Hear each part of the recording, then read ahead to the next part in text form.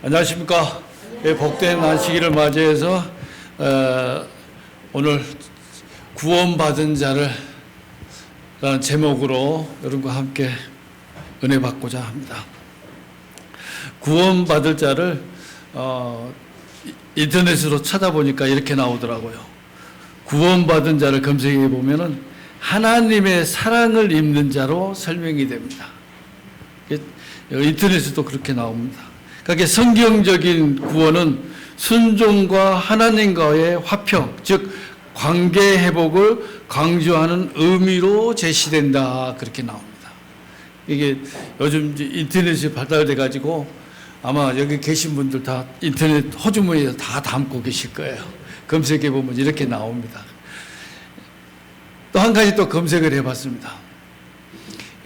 뭘 검색했냐 그러면 새로운 손님이 한 번 딱 왔을 때, 사람과 사람이 새로 만났을 때 가장 호감이 되는 시간을 몇 초로 냈을까? 제가 알기에는 옛날에는 한 5초까지 생각했는데 그보다 훨씬 빠르더라고요. 몇 초일까요? 3초요? 인터넷 검색 한번 해보십시오. 몇 초 나오냐 그러면 0.1초랍니다. 그러니까 상대방이 딱 보는 그 첫 눈길에서 이 사람이 날 반가워한다 안 한다? 이미 안다 이 말입니다. 그러면 우리는 어떻게 해야 돼요? 사람을 새로 만났을 때 보는 순간에 내 눈이 반짝반짝 빛나야 됩니다. 그래야만이 그 사람이 날 이렇게 반가워해 주는 걸 안다는 거예요. 몇 초? 그러면 우리가 새로운 분들이 오거나 사람을 만났을 때 어떻게 해야 돼요? 순간적으로 이제 발로 뛰어나가서 맞이해야 된다 이 말이에요. 우리나라 얘기 있잖아요. 가장 반갑게 맞이하는 것이 그냥 맨발로 뛰어나가서 맞이하는 것이 가장 반가워한다 합니다. 우리가 이렇게 맞이해 줬다면은 우리 찬양대 꽉 차니까 어떻게 좋았어요? 그럼 예배드리는 장소가 꽉 차면 더 좋겠죠? 여기도 꽉 차고 여기도 꽉 찬다면은 아마 최고의 목포 중앙교회가 될 수 있으리라 봅니다. 우리가 이렇게 될 때까지 우리 목사님의 그 2026년 슬로건에 해서 하나님의 사랑으로 하나 되는 성도, 하나님의 은혜로 행복한 교회, 이 슬로건을 내걸고 있으니까요. 우리 모두 다 함께 협력하고 도와야만이 됩니다. 목사님 혼자 될 수 없습니다. 장로들 3분이 아니면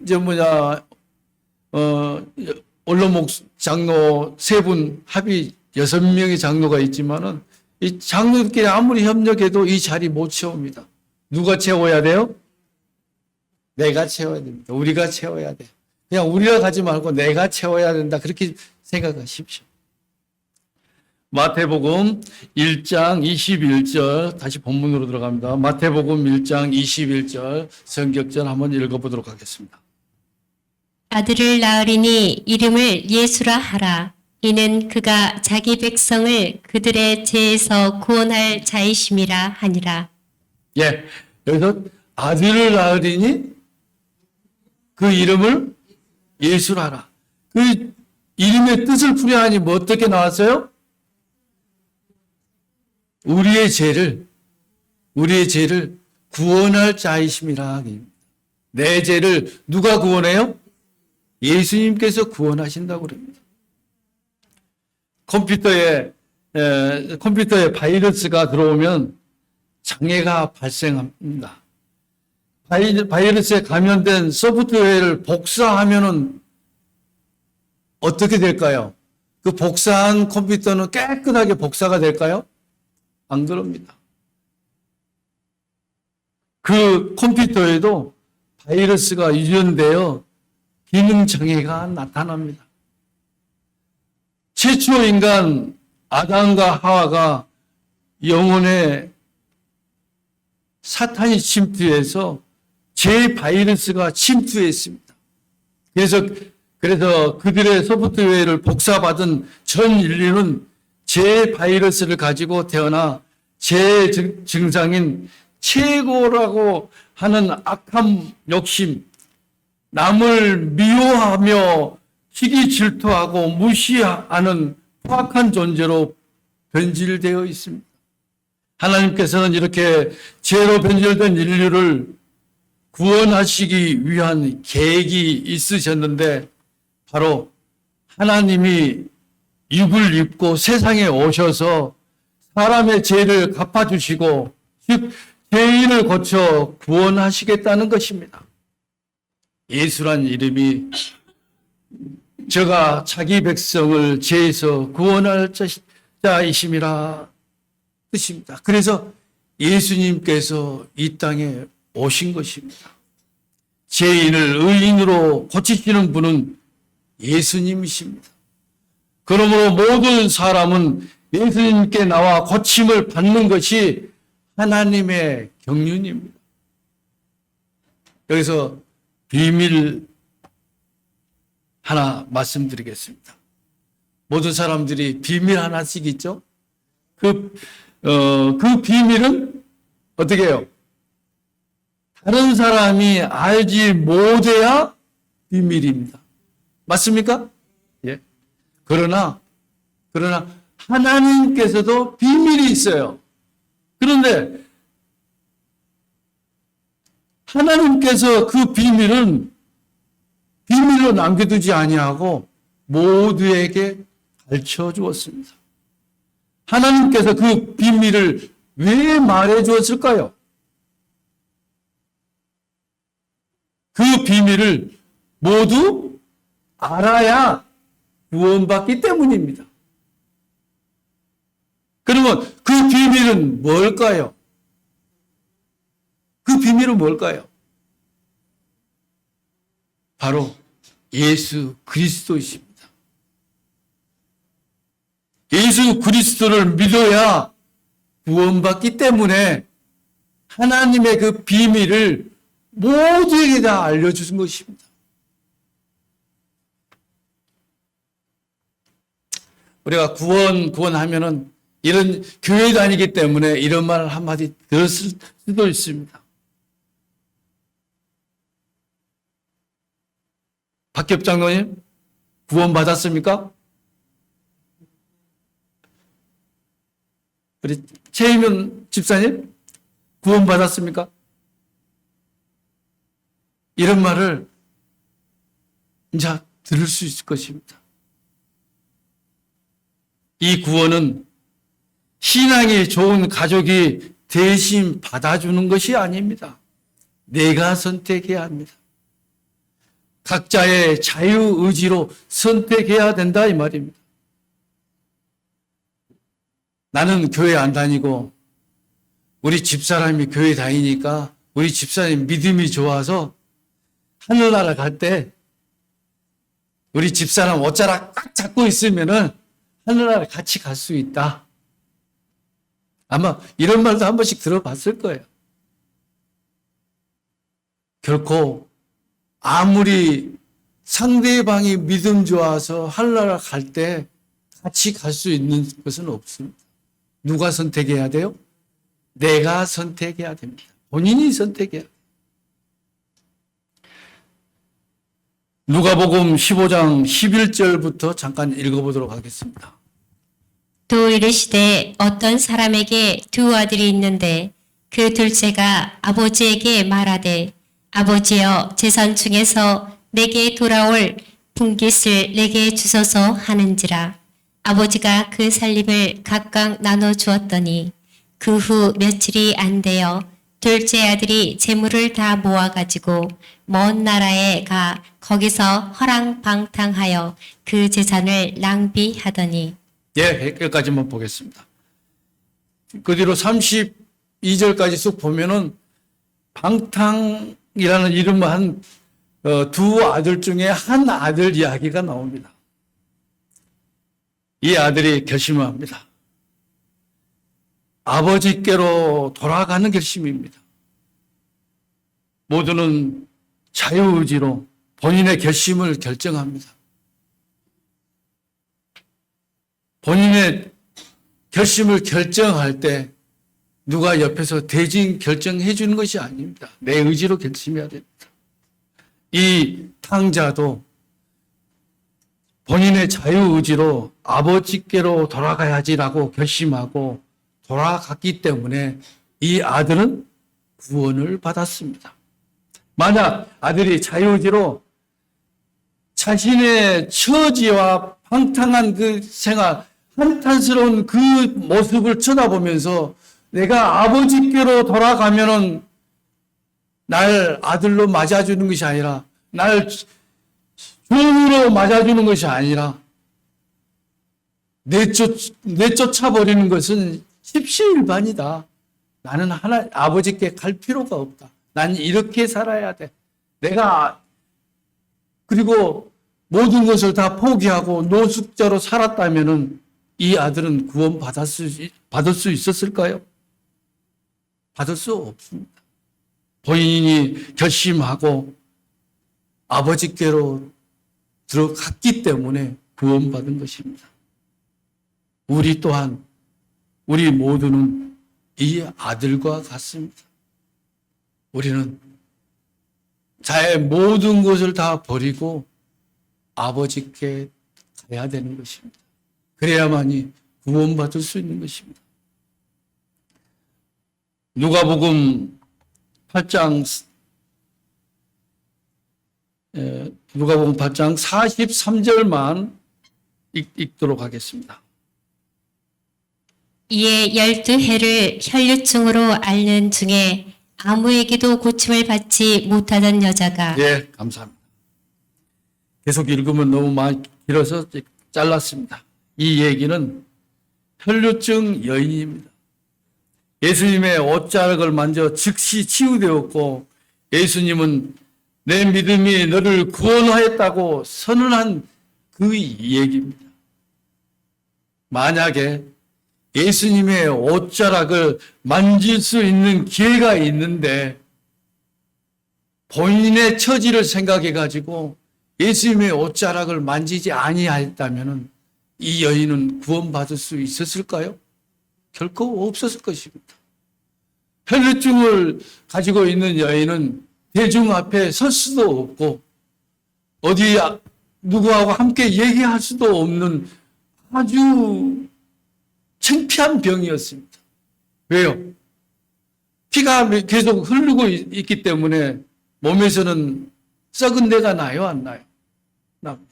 그렇기 때문에 옆 사람과 함께 할 수 있는 병이 아니기 때문에 본인의 처지가 이렇게 한탄스러우며 내가 이 더러운 손으로 예수님의 옷자락을 만지면은 예수님 나를 어떻게 받아줄까 그런 마음을 가지고 예수님의 옷자락을 만지지 아니하였다면은 이 여인은 구원받을 수 있었을까요? 이 여인은 어떻게 됐을까요? 결코 구원받지 못했을 것입니다. 본인의 자유의지로 예수님의 옷자락을 만져도 나의 병이 낫겠다라는 확신의 믿음이 있었기에 행동으로 옮겨 구원을 받았습니다. 우리가 이런 마음을 가지고 신앙해야 되지 않겠습니까? 왕의 혼인잔치에 초대받다 나오는 그 사람들의 얘기를 한번 보도록 하겠습니다. 마태복음 22장 1절에서 3절만 읽도록 하겠습니다. 예수께서 다시 비유로 대답하여 이르시되 천국은 마치 자기 아들을 위하여 혼인잔치를 베푼 어떤 임금과 같으니 그 종들을 보내어 그 청한 사람들을 혼인잔치에 오라 하였더니 오기를 싫어하거늘. 예. 여기서 왕이 하나님이며 신랑이 예수님입니다.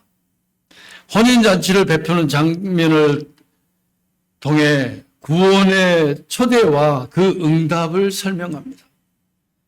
재림 때 우리는 예수 그리스도의 의의 옷을 입어야만이 들림을 받아 공중에서 예수님을 영접할 것입니다. 예수님은 십자가에서 죄를 이겼습니다. 그 예수님을 입어야 구원받을 수 있습니다. 내 생각, 내 마음에 나의 의의 옷을 입고 있으면 아무리 좋아도 하늘 백성이 될 수 없다 이 말입니다. 우리 모두는 예수님의 옷을 입어야 됩니다. 예수님의 옷을 입어야 하나님께서 세상을 창조하신 목적이 이루어질 수 있는 것입니다. 모든 피조물이 하나님 것으로 사랑하며 존재하도록 창조하시고 하나님과 사람이 사랑으로 관계하고 사람과 사람이 사랑으로 관계하고 사람과 천연계가 사랑으로 관계하고 하나님으로부터 모든 것이 사랑으로 하나 되는 세상을 창조하셨습니다. 하나님의 구원의 사역이 시작되는 동시에 사단의 방해 공작은 시작되고 있습니다. 그러나 하나님께서 신을 벗고 사람이 되어 세상에 오심으로 육안으로 하나님을 예수님을 보고 믿음으로 예수 안에서 하나님을 알고 믿게 하셨습니다. 지혜와 지식의 모든 보화이신 예수님을 어떻게 깨달게 하여 제발 사단에게 더는 속지 말고 예수 안에서 편안한 길을 바라보라는 것입니다. 문제는 이런 마음을 아무나 가질 수 없고 예수 사람 즉 하나님 것이 되어버려야 행할 수 있는 이웃 사랑의 마음으로 예수 안에 뿌리를 박아야 합니다. 그렇게 해야만 믿음에 굳게 서서 거짓 오류에 속아 넘어가지 않게 된다 이 말입니다. 골로새서 2장 6절에서 7절 말씀 찾아서 읽어보도록 하겠습니다. 그러므로 너희가 그리스도 예수를 주로 받았으니 그 안에서 행하되 그 안에 뿌리를 박으며 세움을 받아 교훈을 받은 대로 믿음에 굳게 서서 감사함을 넘치게 하라. 예수님을 받아들였다는 것은 구원받았다라는 말입니다.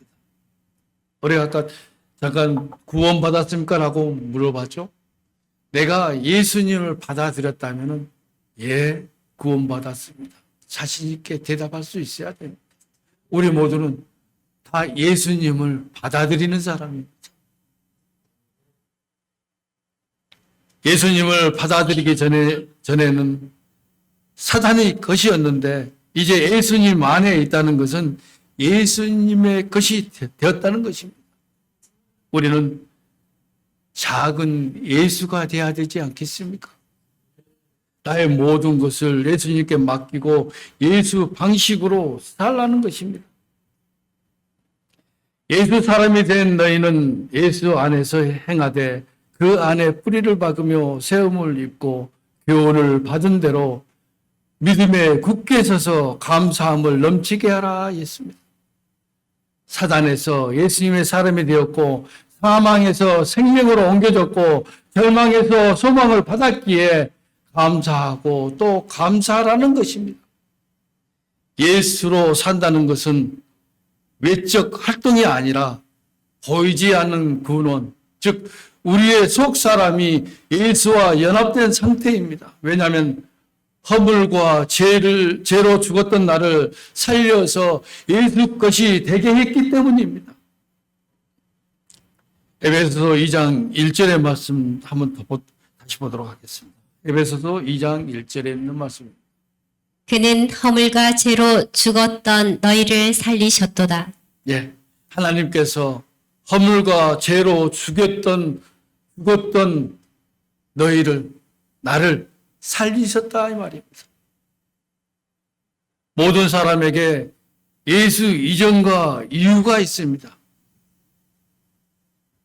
교회 다니기 이전하고 교회 다니는 이유가 있다 이 말입니다.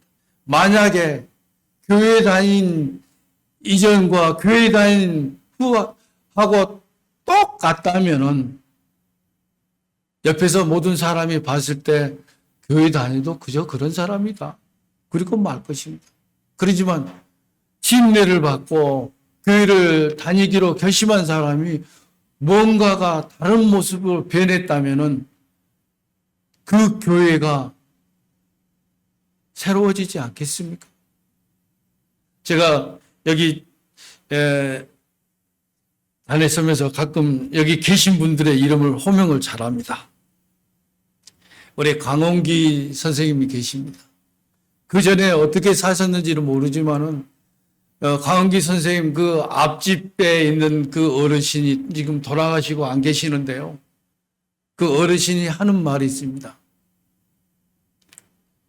지금 어느 교회 다닌지는 몰라도 지금 다닌 교회는 옛날 다닌 교회하고 완전히 틀려. 왜요? 그랬더니 그전에는 367일 술을 채갖고 있는데 요즘에는 360일 정도 술을 마신 것 같다고. 아마 광기 선생님 가족을 생각한다면은 이제 조금 있으면 술도 끊을 거예요. 교회 다닌 지 얼마 안 돼가지고 저한테 그랬습니다. 저 담배 끊었는데요. 아직 술을 못 끊었어요. 그런데 이제는 그 술까지 끊고 진짜 아름다운 작은 예수님으로 거듭났으면 감사하겠습니다. 이렇게 예수님을 만난 이전과 만난 이유가 틀려야 된다 이 말입니다. 왜요? 예수님 없는 삶은 죽음 삶이고 예수님 있는 삶은 무슨 삶이요? 생명의 삶이기 때문에 그렇습니다. 예수님 이후 하나님과의 관계가 회복되어 사단의 것에서 하나님 것이 된 것입니다. 예수님께서 하나님과 원수되었던 죄를 십자가에 못 박아 없애버렸기 때문에 예수 사람은 죄에 대해 죽은 사람이고 하나님께는 예수 안에 살아있는 사람입니다. 우리가 하나님의 것이라면 죄에 대해 죽은 것이기 때문에 죄에 대해 반응할 수 없는 상태이고 예수와 함께 부활했기 때문에 하나님께서는 산 사람이 된 것입니다. 이보다 더 놀라운 사실이 없을 것입니다. 십자가의 죽음 외에는 하나님께로 갈 수 있는 길이 없는데도 자기 방식으로 하나님께 가려고 하는 것이 바로 스스로 만든 예배입니다. 즉 자적 숭배입니다. 사람이 만든 종교의 특징은 의식이 복잡하고 엄숙하며 건물을 웅장하게 하여 그들로 하여금 임재하신다는 그 분위기로 사람의 종교심을 채웁니다. 제가 목포 교회에서 하당교회로 나갈 때 교회를 어떻게 이쁘게 꾸밀까 해가지고 그 당시 때 김 목사님하고 그 여러 교회를 방문한 적이 있습니다. 심지어는 정읍에 있는 아주 큰 교회까지 목포에 있는 작은 교회까지 다 가봤는데요. 어느 교회에서는 예배당에 절대 못 들어가게 한 교회도 있더라고요. 그래서 나중에서 알아보니 그 예배당에는 특별히 교육된 그 사람만이 들어갈 수 있다 이 말입니다. 그러면 그 교회를 어떻게 만들어놨어요? 이렇게 수수하게 어떻게 만들어 놓은 것이 아니라 사람이 예배당에 딱 들어가는 순간 현혹되게 만들어놨다 이 말입니다. 그래서 교회를 제가 여기서 그냥 표현할 길이 없어서 웅장하게 했다고 내가 표현했습니다. 이게 웅장하게 했다면 아주 크게 웅장한 것이 아닙니다. 교회를 그렇게 꾸며놨다 이 말입니다. 그런 자의적 숭배는 하나님이 없습니다. 당연히 사람이 변화되지 않습니다.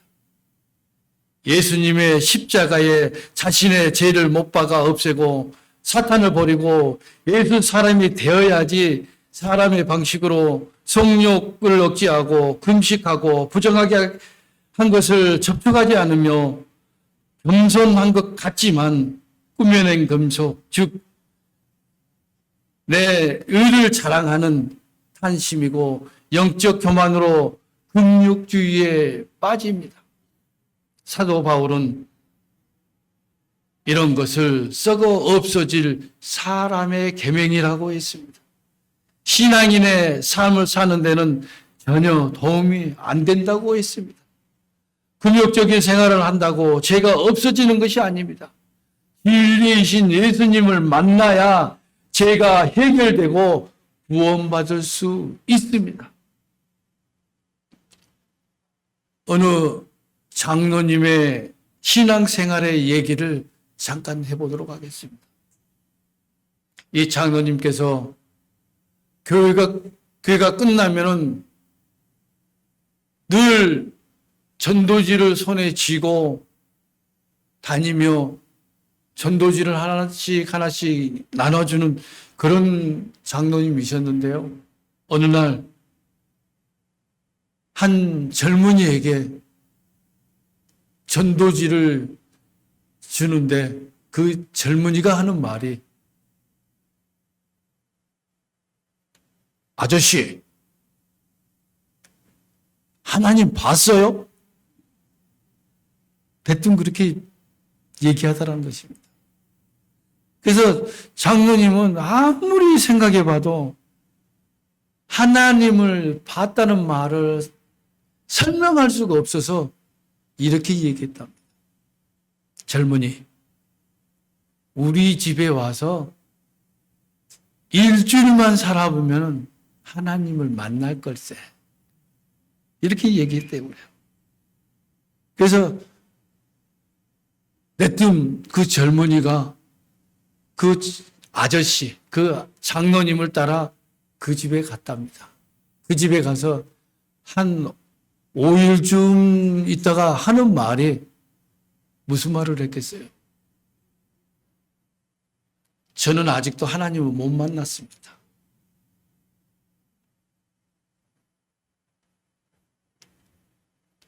그런데 장로님을 통해서 하나님을 만난 것 같습니다. 우리가 이런 생활을 해야 되지 않겠습니까? 우리가 이런 삶을 살아야만이 모든 이에게 내가 설명할 수 없는 하나님을 그 모든 사람이 볼 수 있게 된다 이 말이에요. 예수 사람으로 변화된 바울은 예수님을 믿는 모든 사람이 자신처럼만이라도 되기를 바라며 복음을 전하고 가르치는 일에 수고를 아끼지 않았는데 각 사람은 그리스도 안에서 완전한 자로 세우려 함이니 이는 대충 어렴풋이 예수님을 만나서는 사단의 스파의 노릇할 뿐이기에 완전한 자, 즉 완전한 예수 사람이 되게 하기 위함이었다 이 말입니다. 구원은 명예나 교회 다니는 연수나 교회 직분이 아닙니다. 하늘의 비밀을 알고 하나님 것이 되어 사랑하며 사는 것입니다. 바로 이게 구원입니다. 구원받은 자의 특징을 살펴보면 진짜 믿음은 바른 행위를 낳는다. 바꾸어 말해 바른 행위를 낳지 않으면 믿음이 없는 것이다. 구원의 특징이 이렇게 얘기가 됩니다. 그래서 구원받은 자는 반드시 행위가 드러나야 돼 있습니다. 목포 동명동의 어느 어르신, 여기 어느 어르신은 목포 저희 동문 선배님이신데요. 어떻게 하다 보니까 알게 돼가지고 제가 간판할 때는 간판 쪽으로 이 내장일 할 때는 내장일적으로 굉장히 많이 도움을 주신 분 중에 하나입니다. 그런데 이분은 교회 다니지도 않고 아주 종교도 없습니다. 단지 유교 사상만 철저하신 분입니다. 그런데 동네에서 덕을 많이 쌓으신 분입니다.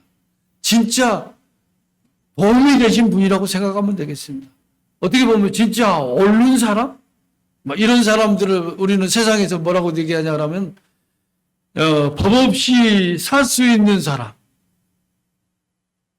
많은 사람이 칭찬을 아끼지 않는 사람이에요.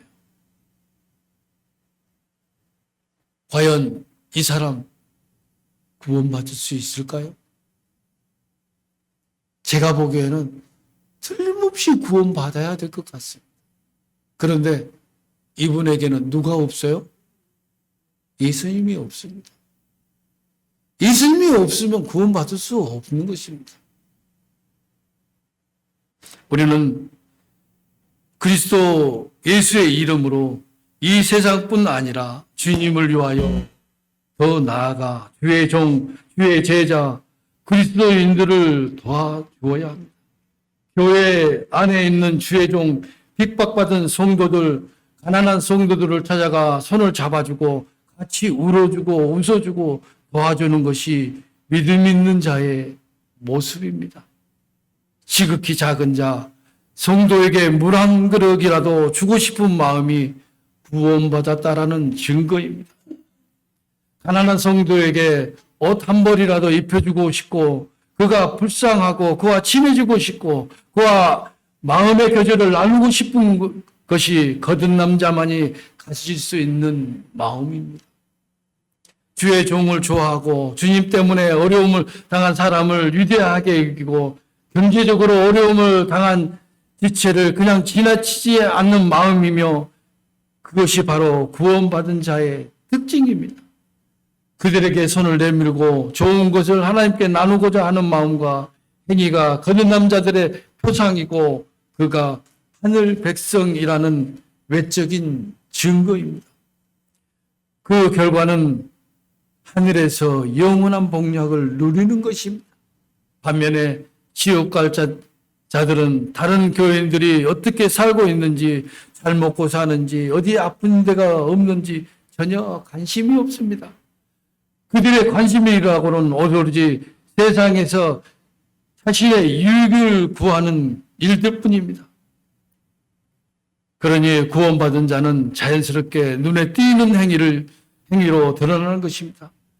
그 사람들은 비록 이 땅에서는 자신들이 별것 아닌 일을 한 것처럼 여길 수 있으나 따뜻한 위로의 말 한마디, 진짜 마음에서 우러나오는 그 마음의 한마디, 작은 도움의 손길이 결국 그들이 영원한 하늘 백성임을 증거합니다. 구원받은 성도는 결코 죄에서 질 수 없고 사망에게 질 수 없고 마귀에게 질 수 없고 하나님에 의해 하나님의 의만 행할 수밖에 없으며 무슨 일이 있어도 하나님과 합평하며 진리와 영감으로만 하나님께 연결될 수밖에 없습니다. 이것이 바로 대속의 본질이며 구원받았다는 증거의 실상입니다.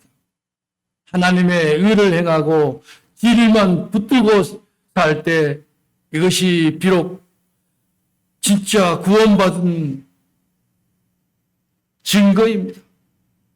진짜 그리스도인으로 하늘 백성으로 함께하는 모두가 되었으면 합니다. 우리 모두가 작은 예수님으로 살며 하늘 백성으로 이렇게 사는구나라는, 하늘 백성은 이렇게 사는구나라는 것을 모두에게 보여주는 우리가 되었으면 감사하겠습니다. 말씀을 이것으로 마치도록 하겠습니다.